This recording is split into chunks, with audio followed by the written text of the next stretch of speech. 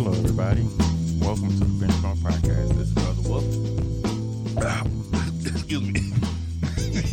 You called me back. I wasn't ready. It's Wine B. Collins. I thought you want to go on. So the thing about today's podcast is recently Brother Wolf has been out there doing some little apartment hunting. Well, not apartment hunting. I should change that. Because I'm so used to apartments, I say apartment hunting. House hunting, actually. I'm looking for a new place in which me and my family are going to be moving into. And through that process, we've been going through several different avenues to find out what's the best one that's going to work for us. We're a young, struggling economic family. And I say young, but that would be comparative because we're not that young. What do you mean by a economic family? We don't have a lot of money to go around, but we do have. Oh, you mean struggling amount. Economically? Okay, Yes. Yeah, okay. Yeah. I was like, wait, that's a like. It sounded like you were trying to be a puppy. No, not really. So in that process, we've gone through several different outlooks to see which one may work. Several different opportunities. The first one that we tried looking at was a program called NACA. It's a program to help out people that are in areas of the United States that are not exactly the best economic areas. I keep using that term economic, and I'm going to figure out a better word to use to stop going back to it. You mean economically depressed, low income? You mean you got those options? Also, what does NACA stand for? Like, what's the initials? See that you got me because at first I was going to go with NACA and just say it like that without. Oh no! We are a podcast. Yeah, I gotta actually say what the You should have your show notes ready, unless intern messed up. Yeah, let's blame it on intern. That sounds like intern's innocent. Bad intern. So NACA, I don't need to know where it is. I know where it is. Neighborhood Assistance Corporation of America. That's what. That's what NACA stands for. Do they have white picket fences on their homepage? Like I hear the Leave It to Beaver in that statement. It sort of looks. Well, it's not white picket fences, but it's an interesting look. Fair enough.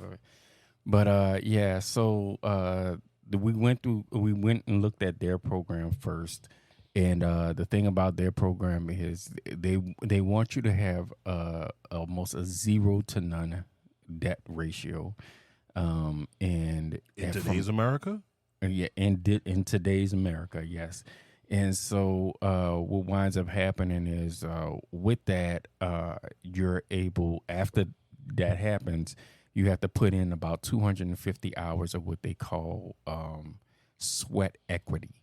What that means is that's 250 hours of working on your own house, building it, helping them as far as building it is concerned and everything like that. So, like, what if you're not a carpenter? That sounds like a recipe for failure.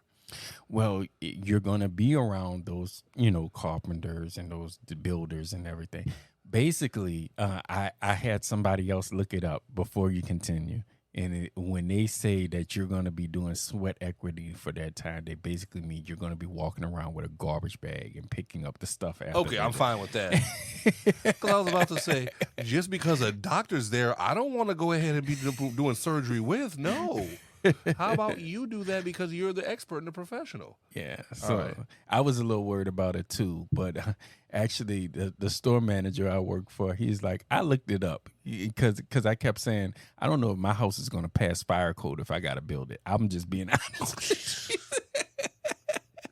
So that was the thing. He was like, I looked it up. You're basically just helping them pick up the garbage around there and while they're doing it. That's easy. I'll do that all day.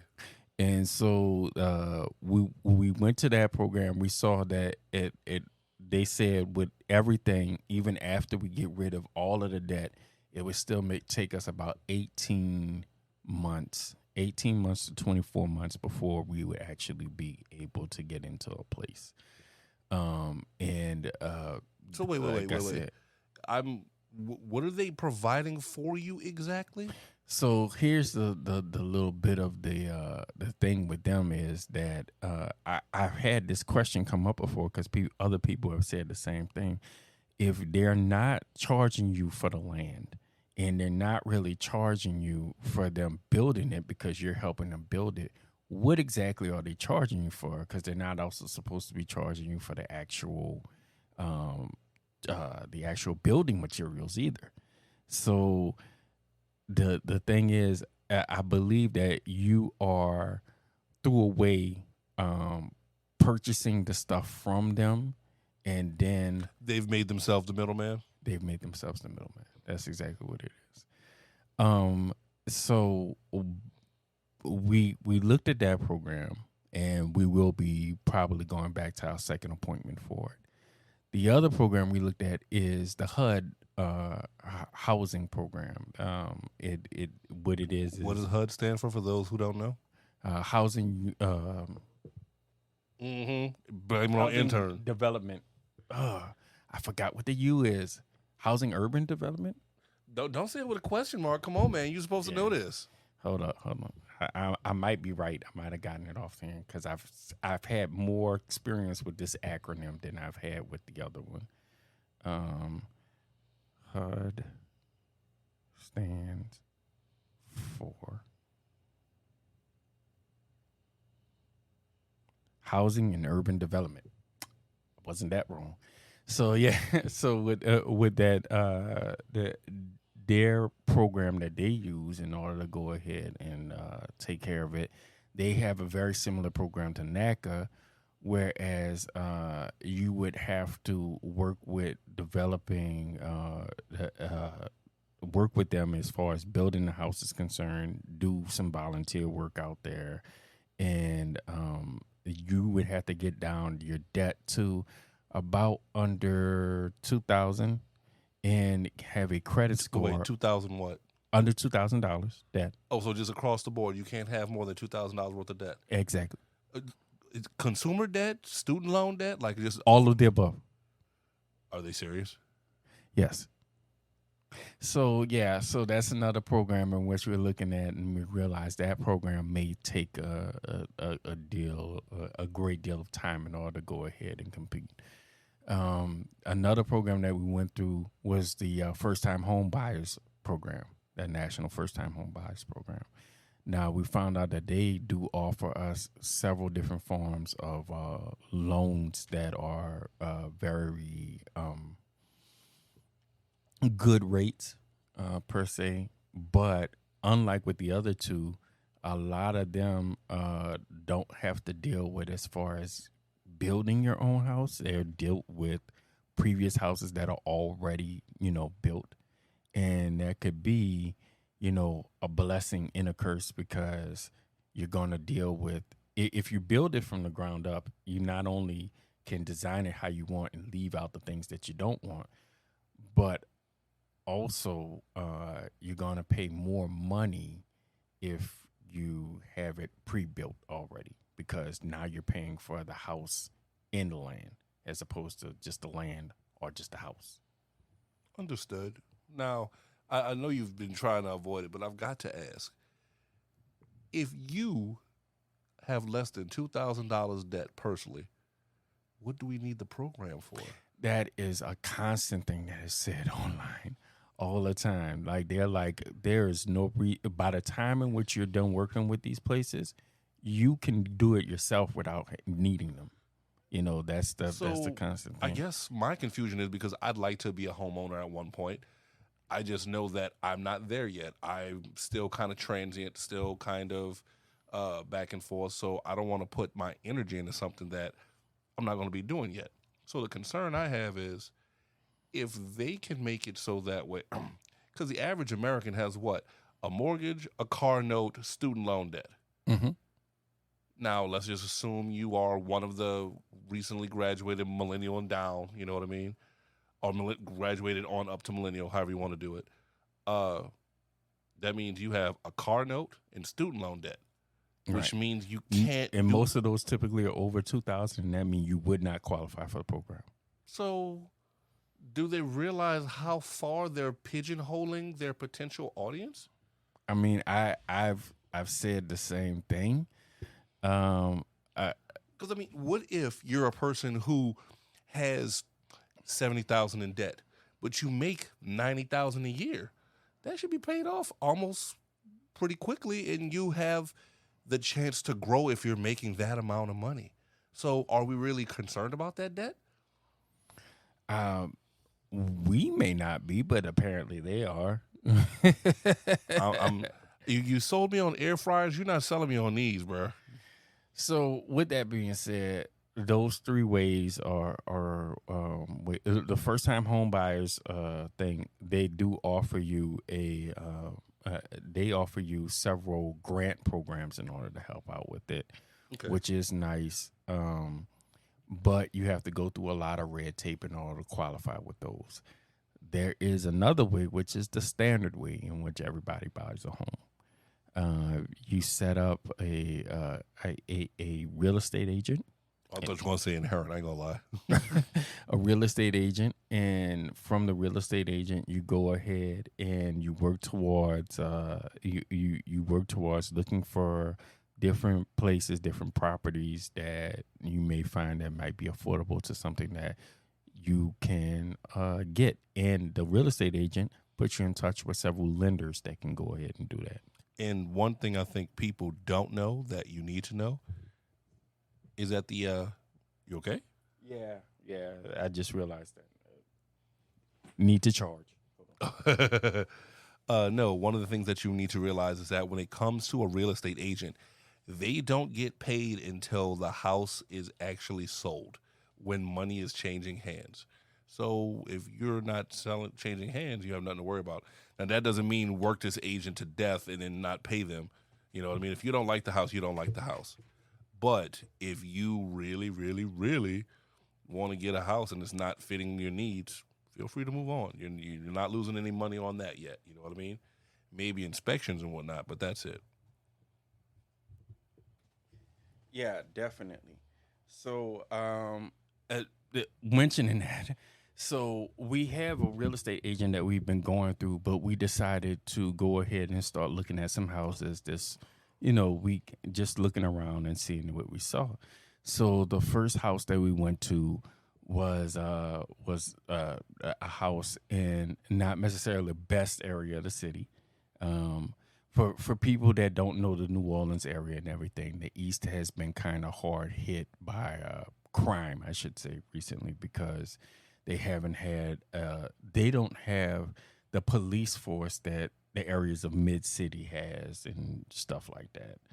And so we went to a house that we saw that was advertised out there that looked, I have to say, the house looks amazing. It does look really good. And for a house like that, it has it does have 3 bedrooms and a study, but for you to pay under $250 for that, that's a pretty good deal. Which makes me wonder, would it pass inspection? What's the problem? You know what I mean? Nothing gets on the market like that and just stays. So when you go out there, you kind of see what the problem is, and it's dealing with the area.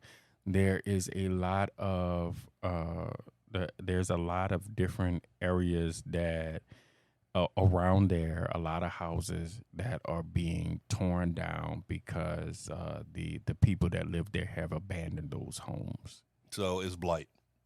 Basically, and so you do have a lot of new construction in the area also that's going in, and the area could possibly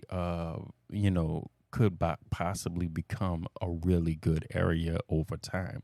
But the problem is right now it doesn't look the best, and the neighborhood, it doesn't look the best.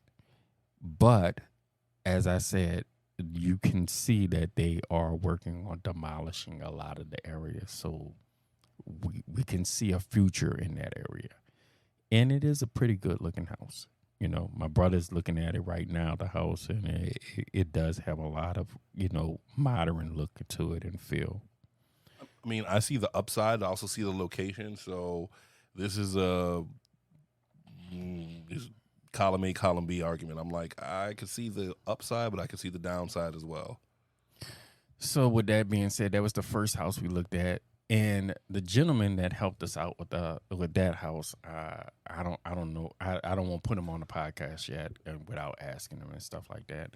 But he works for a large real estate firm, and the gentleman said that not only do they have this property, and have several properties around the city, but they have lots and they have builders that work for them.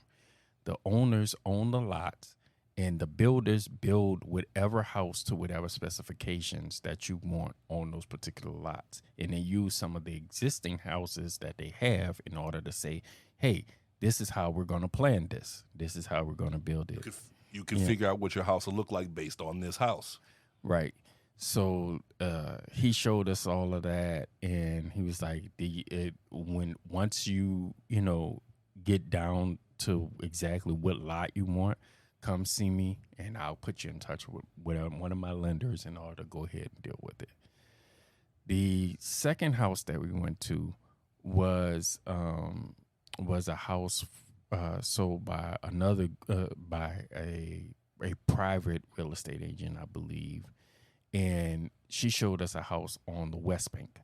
Now, the West Bank of New Orleans, you must never go there, Simba. has a very similar background to the East, whereas you have to understand the way New Orleans is built. Most of the tourism and the high volume of the city, high commercial volume of the city, is in one particular area in the center of the bowl. New Orleans is a bowl that's in the center of the bowl. And so with that being said, they don't have as well of a police department as some of the other areas, but they are thought of as having better ones than the East. Well, you also forget one specific point. There is New Orleans, then there's the greater New Orleans area.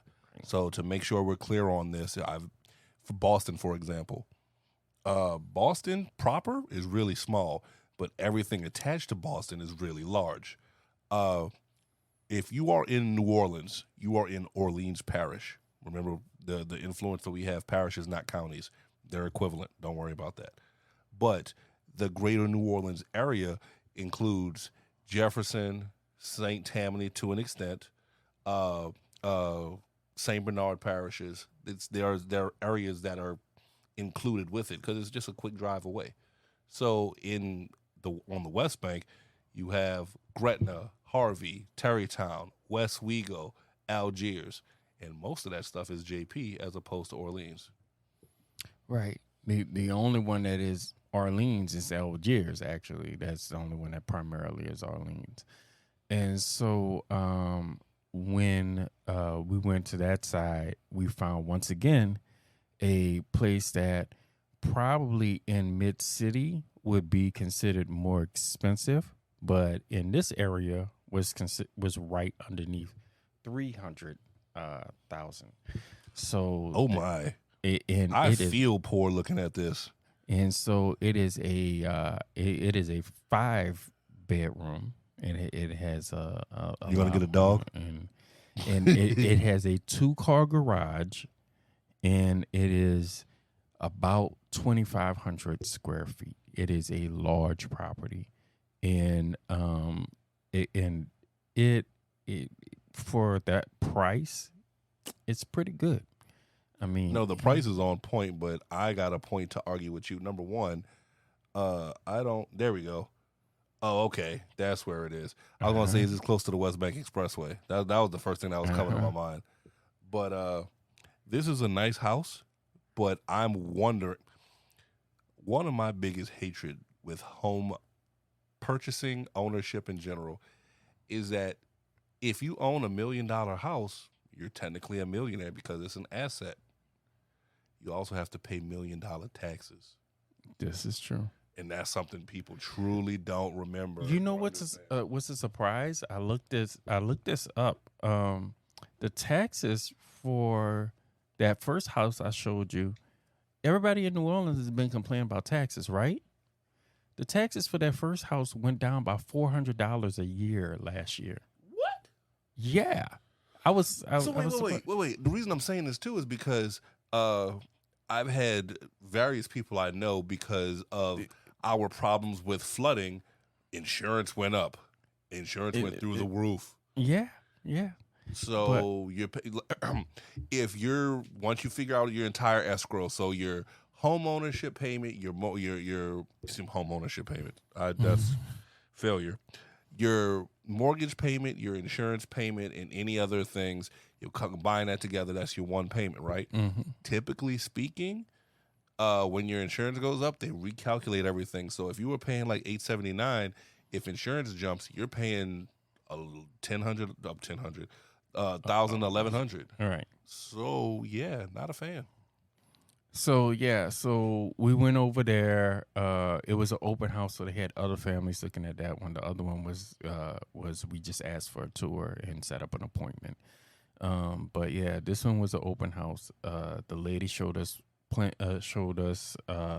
you know, they had a shed at this house. It actually reminded me of the other house that I grew up in. But the shed in this house had a balcony too. That's another thing about it. But it wasn't a balcony that had a fence around it. So A railing? Yeah, a railing. So with the twins, that thought did process through our heads. Oh no, I've jumped off of a roof before as a kid. Yeah, don't do it. Don't do it. I've done it. Won't lie to you, I've done it. So even one of the twins was like, I don't like this. Because he had very little faith in himself. God, children, no. But I mean, at least you know where you stand. But so I guess let's back it up and do the easy things. You want to own a home. Yes. You want to make sure it's affordable so that way you can manage it. Yes. How big of a home do you want? Because will you just go ahead and downsize, or do you plan to always have that much space? Because, I mean, case in point, when the twins leave, are you going to go ahead and still have all that house, or? I mean, my wife has the thought in mind, which is, it is a true thought sometimes, is that when children leave out the house, sometimes they don't stay out, We've all done it, and it's happening more now because prices are real, man. Yeah, You know what I mean? exactly. So, she wants to make sure that we have at least a decent size so that if they do leave, they and something happens to them out there, they'll feel safe in order to come back after a certain amount of time. She's saying that because they're cute now, but wait till they have boyfriends and girlfriends and are doing it in the house. Right. And then more wait until they come back with more people, and that's the situation.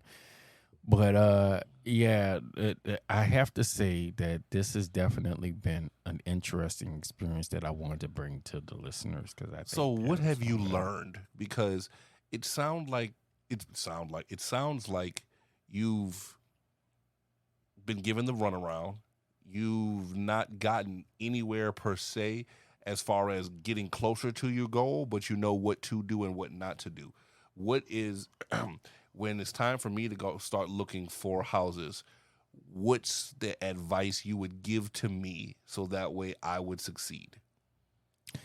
Yeah, I would say that what we're doing is something that I would definitely tell you to do, which is to research your options. We haven't committed to anybody yet, and through this, we've been finding out more about what is out there exactly, what options are available, what loans are available. We all knew a real estate agent helped with the buying and selling of a house.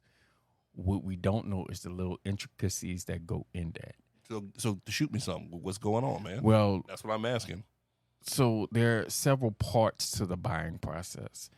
And it does kind of start with well, first of all, this is another thing. There's a real estate agent who deals with the buying, and there's a real estate agent that deals with the selling. I don't know if everybody knows that. I didn't know that it was two different real estate agents until I started the process. I Just thought me they- being naive. I thought they just passed both classes so that way you don't have to give the money to somebody else. Well, more often than not, they work in partnership. Why? Because the real estate agent that is doing the buying is looking out for the buyers, and the real estate agent that is doing the selling is looking out for the sellers. So, But if you're a real estate agent, you get paid based off commission, and the commission is based off how high the price is. so where that comes into play is the fact that, let's say that you are a person that the one that is doing the buying is saying that, hey, I think you could get these people to drop this price down lower. I don't think that you should get it until you get them to drop the price down lower. If you're the one that's doing the selling, you're not going to say that because that's going to hurt Touche. your commission. Touche. So that's kind of where that's kind of where the difference comes in. Here. So besides that, those real estate agents also oftentimes are the ones that get you in touch with the lenders. So besides the buying and the selling part, then you get to the lenders, whereas they control actually how much money goes into it, whether or not you can go ahead and, what you can afford. Not what you can afford, what they are willing to lend you, because the two are not always the same. I found that out from off of buying my first car, a new car, which is the fact that they will get you sometimes to smudge some things in order to go ahead and get you to get a more affordable car. A less affordable car. But they'll say, hey, according to this number that we smudged and we told them you make this much, you can get it. Whereas with this number, you really can't. So let's just go ahead and say it's this number, because if you do X, Y, Z, it could possibly be this number. That sounds like a whole lot of skullduggery and bullshit, Your Honor. So yeah, there's the lending process. Then there's the actual closing process in which you actually deal with, making an offer, the other person making a counter offer. There's that whole thing, and then oftentimes there's more than one person making the counter offer, and then you have to go ahead and do that process. And the funny thing is we had to do this first from the side of a seller, because my wife's father sold his house, and what wound up happening is we're using that as kind of a down payment for ours. So with that being said, now we're doing it as the buyer and seeing the opposite end of the spectrum. So here's another thing for you. I want to make sure people know this one as well. Do you know about the idea that not all the time do you have to pay everything associated with it? So case in point, let's make it so that way, Brother Wolf, you are the seller. Collins, I am the buyer. I want to buy your house for $100,000, but you want to sell it for $110. You know what I mean? I don't want to pay $110. I want to pay $90 actually. You know what I mean? Well, I'll settle for $100,000 if you pay closing costs. You know what I mean? Right. You can go ahead and shift some things back and forth. That's one of the things my cousin taught me, where it's like the bid price is not going to be the final price, because you have to pay taxes, fees, your agent, so forth and so on. So make sure you pay attention to the entire cost. Like like you said with car purchasing, if the car says $20,000, you're probably paying close to $22,500, $23,000, depending on how good your credit is. You know what I mean? So that's something to consider as well. Something I've learned that I'd like to share with y'all. So yeah, like I said, there are some added steps to the actual process in which this has taught us quite a great deal about. I know what I wanted to ask you too. You talked about it before we got on mic. What was it about you building a house is cheaper than buying a pre-constructed house. But you were saying something about how you had 90 days before you moved in and you can go ahead and get this done. What were you saying? So one of the things, the first house that we went to, what the gentleman told us was because they're a large real estate firm, they actually have some people that actually have purchased lots around the city already, and they have builders that work for them. So they could take us to whatever houses they have around the city and say, hey, do you like this setup? And if your answer is yes, I like this setup, then they could actually build that exact same house in another area. But you do have to keep in mind that a downside to that is the fact that oftentimes the land is the most expensive part of changing from an area than anything else. What do I mean? Land in one area of the city, just for a rough example, may cost $70,000. Mm-hmm. Land in another area of the city may cost $110,000. Okay, so there's just an obvious the differential. land. Yeah. This is not the Superstructure. This is not the structure on top of the land. This is not the foundation either, because then after they put the land, then they got to put the foundation, then they got to put the structure on top of it. So it's actually that whole setup. So what he was basically saying is that it would be cheaper to build. Oftentimes it'll be cheaper to have a house built on whatever lot you want to build it on, because you get to tell them exactly what you want and don't want out of your house, because you have complete control. So if you have oftentimes when you're looking at a house, there's something extra that you don't really need. You don't like this setup. Like, honestly, you mentioned it before, that house that's on the West Bank, I wouldn't need a 2-car garage, because I'm not getting a second car anytime soon, and if I do get it, it'd probably be on the street, I mean, most places know what all-street parking is. It is what it is. And so, yeah, that would be something in which I'd say, hey, I don't need that. I'll do something else with that land. And then, another place had the study. We don't need the study. We would like that study to be an extra bedroom. So if there's somewhere in which you could work that makes sense, But you were saying something about, it takes amount of time for you to move in, something about 90 days. So these large companies, when they do that way, from the time in which you get the lot and tell them what you want built on the lot, they actually would process it. They could build a house for you in about 90 days. And what happens is you actually won't have to start making that full payment on it until after the 90 days is up. That's the part I wanted to get to, because it seems to be foolish at best to go ahead and be paying for rent and a mortgage. You know what I mean? Right. And so that's the one thing is that he said is the fact that, basically you would have to put down.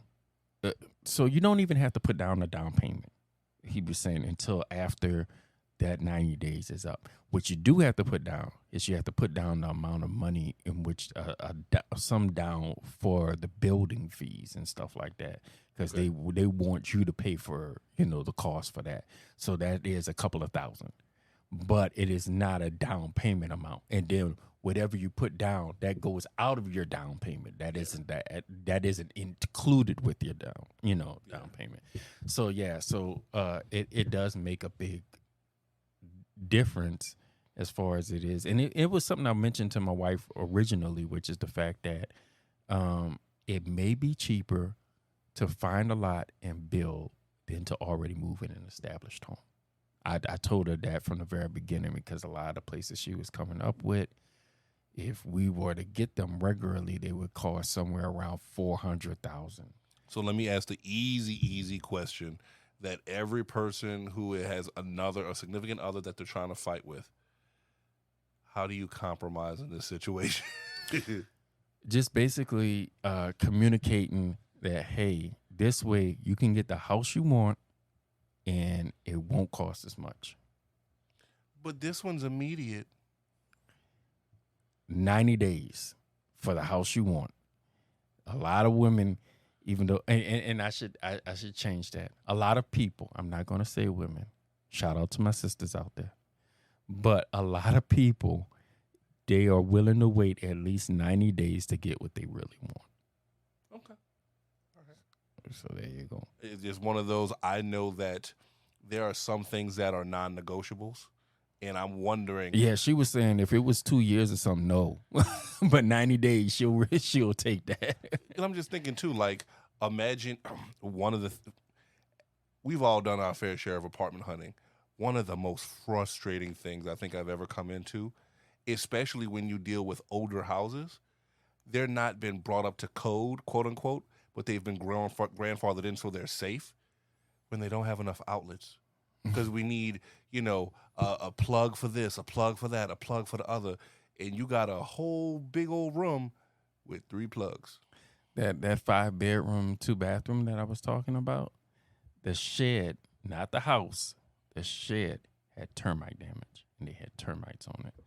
They said that the house Actively, like you saw them? Like you could actively see parts of it were dilapidated because of it. Just the shed, not the house. But if they're right there, you telling me they're not going to... That's what I was like. Nah, I'm not. You full of it. Then I was like, so if we get this house, they're going to treat it right, and everything like that. And she's like, no, they're not willing to. She said the only thing, if you buy this house for this price, it is as is. I go back to something that is tried and true. Mm-hmm. You ready? Mm-hmm. Eat a dick. Your termite stuff ain't up to date. You literally have gangster lean. Your shit is falling apart. And you gonna tell me, well, deal with it as is. You gonna be not selling this house, you shady, janky monk. That's booty. So she looked at me, exactly how I'm looking at you. They want it sold as is. They are not willing to do not a single other thing. They want it sold as is. So with that being said, that's another reason why we were looking at staying away from the 5-bedroom, place and everything like that. But wait. The neighbors might have it too. See, termites sound like lice to me. Go wash. Drop that shit then. So yeah, just making sure we covered closing costs, debt to income ratio, the fact that there's 2 sides to the agent game.